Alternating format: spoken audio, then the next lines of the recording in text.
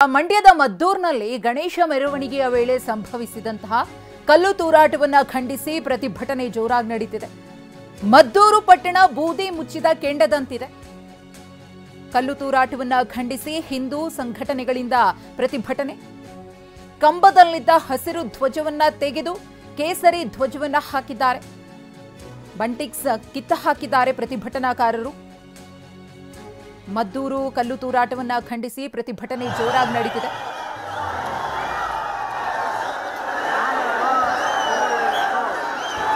ಗಮನಿಸ್ತಾ ಇದ್ದೀರಿ ಮಂಡ್ಯದಲ್ಲಿ ಸದ್ಯಕ್ಕೆ ಪರಿಸ್ಥಿತಿ ಹೇಗಿದೆ ಅಂತ ಹೇಳಿ. ಪೊಲೀಸರನ್ನ ಕೂಡ ಹೆಚ್ಚಿನ ಸಂಖ್ಯೆಯಲ್ಲಿ ನಿಯೋಜನೆ ಮಾಡಲಾಗಿದೆ. ಪರಿಸ್ಥಿತಿಯನ್ನ ತಹಬದಿಗೆ ತರುವಂತಹ ಕೆಲಸವನ್ನ ಪೊಲೀಸರು ಮಾಡುತ್ತಿದ್ದಾರೆ. ಮದ್ದೂರು ಮಸೀದಿಯ ಮುಂದೆ ಭಾರಿ ಹೈಡ್ರಾಮಾ ನಡೆದಿದೆ. ಪೊಲೀಸರು ಹಿಂದೂ ಕಾರ್ಯಕರ್ತರ ನಡುವೆ ತಳ್ಳಾಟ ನೂಕಾಟ ಆಗಿದೆ. ಮಸೀದಿಯ ಮುಂದೆ ಜೈ ಶ್ರೀರಾಮ್ ಅಂತ ಡ್ಯಾನ್ಸ್ ಮಾಡಿದ್ದಾರೆ.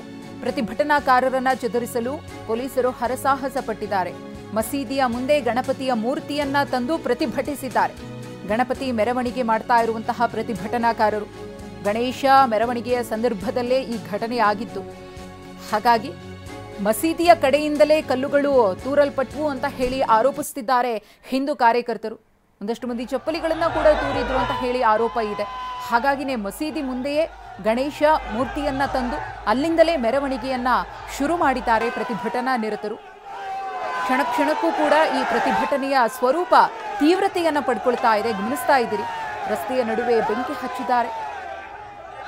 ಯಾರು ಈ ರೀತಿಯ ಕಿಡಿಗೇಡಿ ಕೃತ್ಯವನ್ನು ಎಸಗಿದ್ರು ಅವರ ವಿರುದ್ಧ ಕ್ರಮ ಆಗಬೇಕು ಅನ್ನೋದರ ಜೊತೆಗೆ ಪದೇ ಪದೇ ಯಾಕೆ ಈ ರೀತಿಯಾಗಿ ನಮ್ಮನ್ನ ಕೆಣಕುವಂತಹ ಕೆಲಸವನ್ನ ಮಾಡ್ತಿದ್ದಾರೆ ಅಂತ ಹೇಳಿ ಹಿಂದೂ ಸಂಘಟನೆಯ ಕಾರ್ಯಕರ್ತರು ಪ್ರಶ್ನಿಸ್ತಿದ್ದಾರೆ.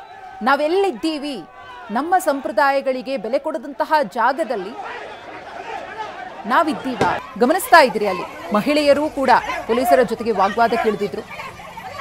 ನಮ್ಗಾಗ್ತಾ ಇರುವಂತಹ ಅನ್ಯಾಯವನ್ನ ಖಂಡಿಸಿ ನಾವು ಹೋರಾಟವನ್ನ ಮಾಡ್ತಾ ಇದ್ದೀವಿ ಅಂತ ಹೇಳಿ ಪೊಲೀಸರ ಜೊತೆಗೇನೆ ಮಾತಿನ ಚಕಮಕಿಯನ್ನ ನಡೆಸಿದ್ರು.